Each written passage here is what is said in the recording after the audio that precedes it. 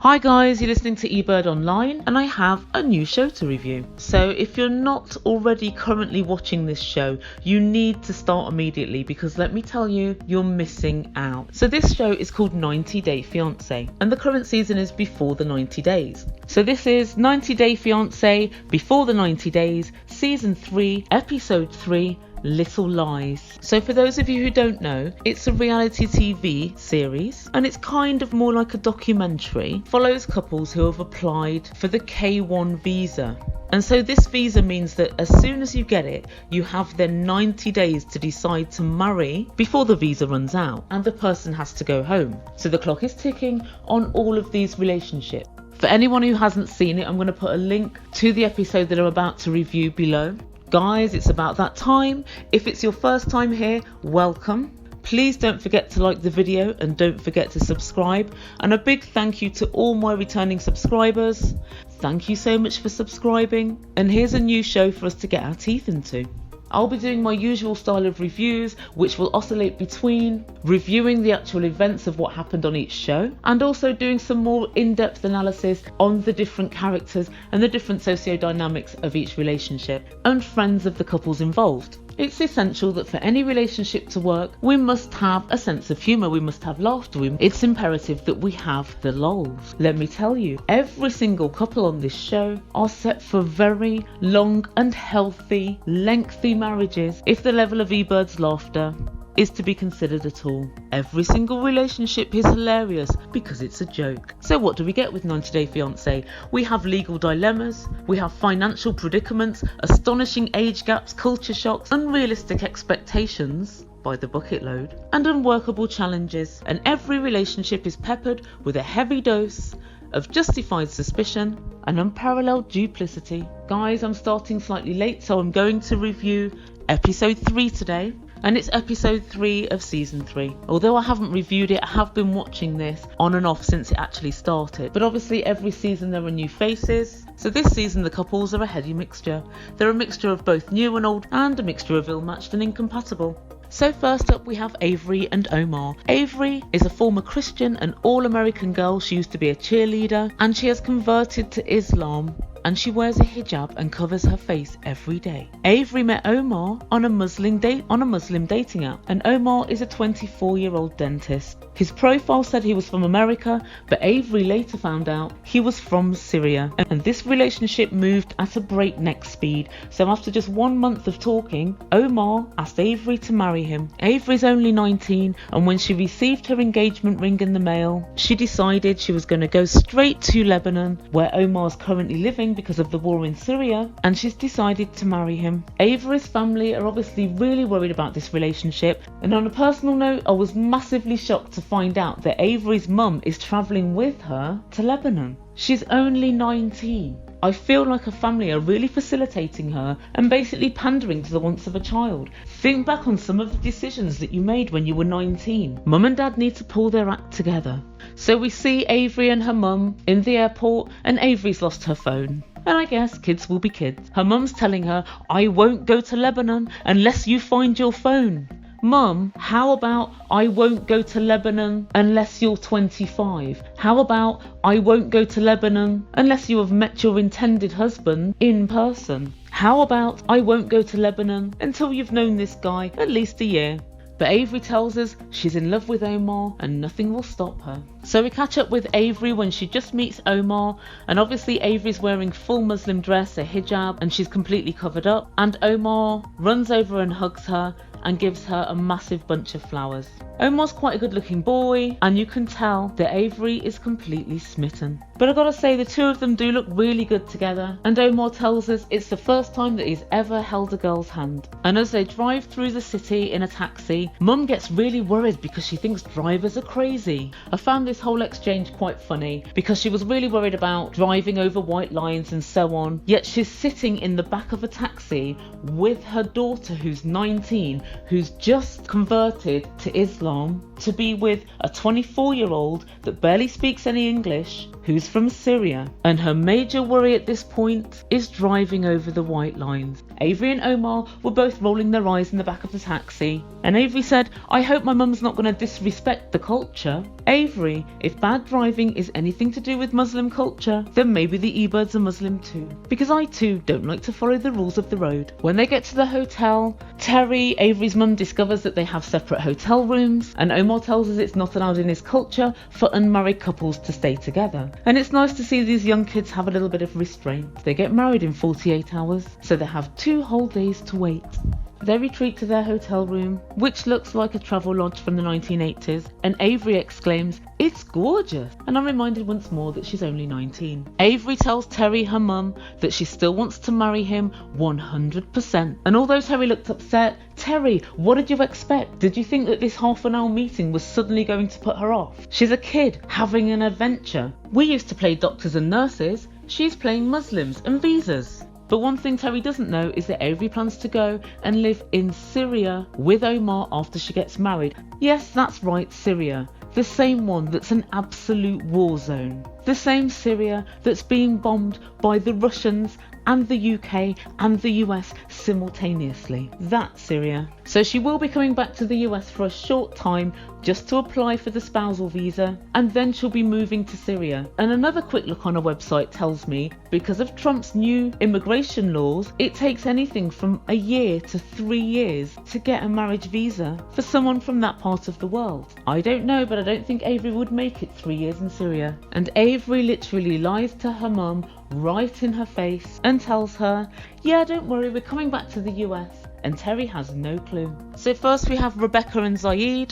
Rebecca is a 47-year-old American private investigator who loves catching cheating partners. She has 3 children as well as grandchildren, and her partner for this series is somebody called Zied. Now Zied is from Tunisia, and Rebecca and Zied met in the old-fashioned way.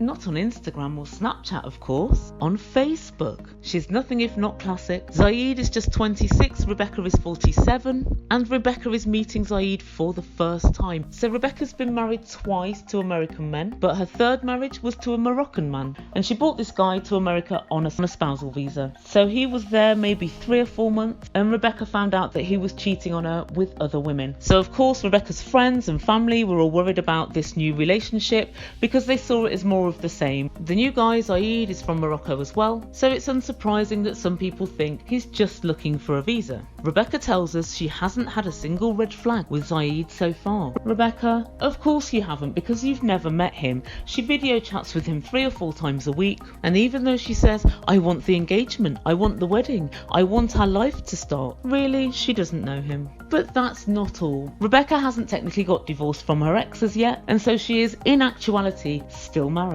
She hasn't told Zied as yet that the divorce has not been finalised, because in Zied's culture, she muses, a relationship with a married woman is strictly forbidden. I think you'll find, Rebecca, that a relationship with a married woman is strictly forbidden in Western culture too. And Rebecca's very scared that he'll end the relationship. However, based on what I've just seen of Rebecca and Zied's relationship, that should be the very least of her worries. So Zied turns up to meet Rebecca in the airport, and Rebecca said, "Baby, I'm so happy." And Zied said, "Me too." And this would characterise most of the things that Zied said. Everything she said, yeah, me too. Zied is just so sincere. Rebecca tells us that she's very glad he didn't get put off by her real face, because she usually uses loads of filters when she speaks to him online, and all her photos are heavily photoshopped. Now, I had no idea how heavily photoshopped they were until I saw Zied's sweatshirt. He had a sweatshirt with a photoshopped picture of Rebecca on it. A full life-size photograph of Rebecca's head